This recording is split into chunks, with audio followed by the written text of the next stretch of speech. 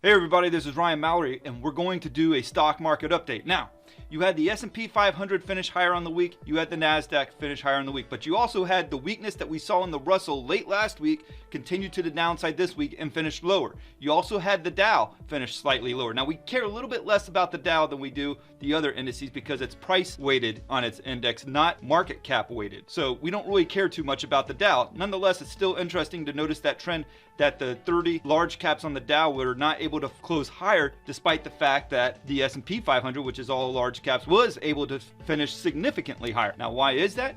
It's because the exposure to the FAANG stocks, that's Facebook, Apple, Amazon, Netflix, Google or Alphabet, and Microsoft are all in the S&P 500, whereas the Dow only has Microsoft and Apple. Now, Apple is the biggest influencer on the Dow. Regardless of whether it's going up, down, or sideways, it's still a big influence because it's the highest priced stock. Now, that'll all change when they do their 4-to-1 split here very soon.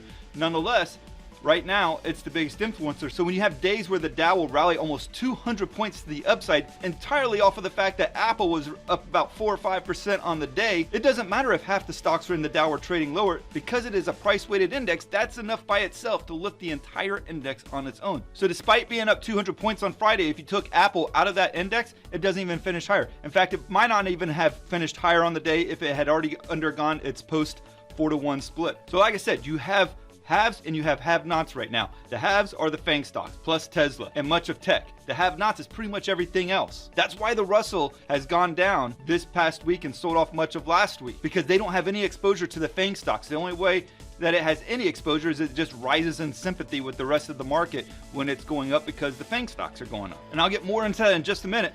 But let's go ahead and get into the S&P 500 and look at some charts here. On the S&P 500, as you can see, we still have that trend line going back to April still intact. However, over the last 10 days, about 2 weeks in total, the market hasn't really gone anywhere. It's been very much sideways, a very choppy price action. And if you look at it from an hourly chart, it's not much better. Still very sideways. You have your dips that get immediately bought up, but it doesn't move significantly higher. Yes, we made all-time highs. Yes, we finished at new all-time closing highs on Friday, but it's very small, minute moves that eventually got to those all-time highs. Yes, the market rallied significantly in the beginning of the month, but over the last 10 days, that has not been the case. It's been much more sideways. Despite most of your days, the S&P 500 is finishing higher. Now, you have a key support level going all the way back to the March highs that the S&P 500 needs to hold on any kind of a pullback.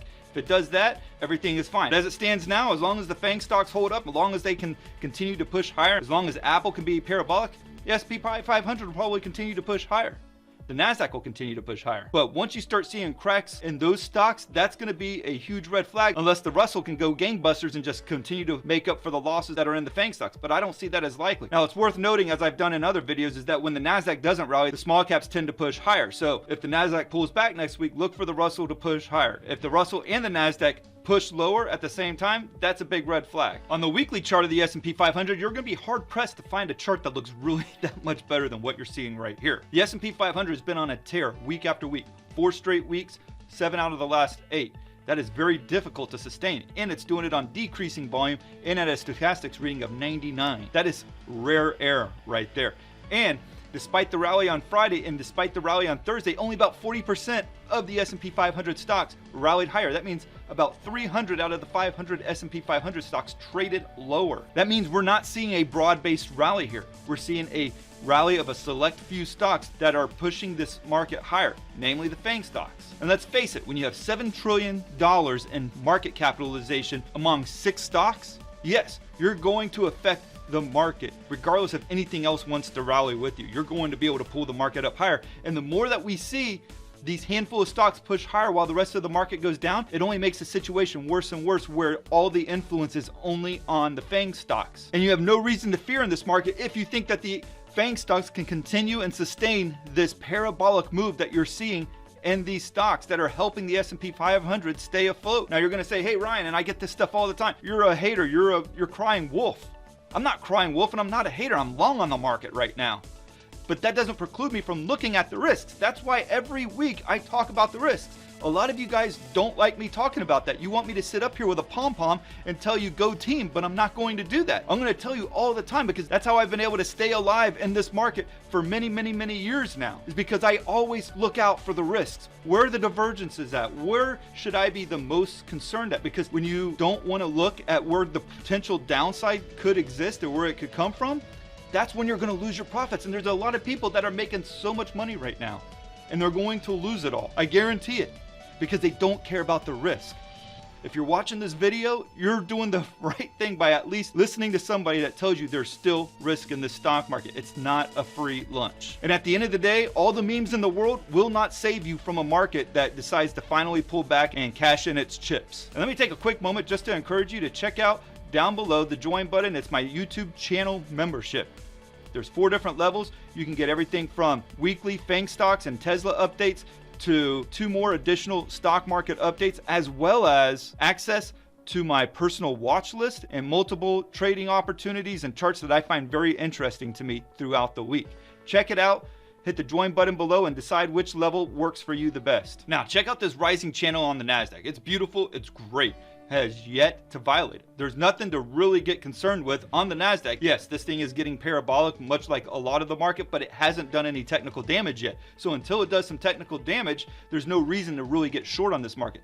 First, before anything, it needs to break down and below this channel. It hasn't done that yet. On the weekly chart, while it looks unsustainable, it's still sustaining it for now. And listen, I can tell you that it's not going to be able to sustain this forever, that there is going to be a significant pullback while still being long at the same time at this very moment. And I am. But don't think for a second that I believe in the crap that it's shoveling. I don't. But I'm going to capitalize it on the moment until there's some technical damage that I can take advantage of to the downside. Now, IWM, this is the Russell 2000. One of the best looking trend lines in the stock market right now, because it's not parabolic. It doesn't have the FAANG stocks, but it has been methodically pushing higher on a weekly basis. Now, starting to see a little bit of a red flag on the weekly chart. I'll get to that in just a second. But notice, one, we're holding the rising trend line on the Russell, but it's also forming a bull flag right now. So if it can break out of the bull flag this upcoming week, there may be some potential for it to fill the gap going all the way back to February. But a quick glance at the weekly chart, you start to see, okay, that shooting star that we saw last week on the Russell saw some follow through this week with a bearish engulfing candle. So we got that follow through this week. Perhaps we see a little bit more follow through where we see a retest of the 10-week moving average, or even more so, maybe we start pushing down into the 140s. But right now, Russell is dealing with a lot of resistance, a very choppy chart right here, because going all the way back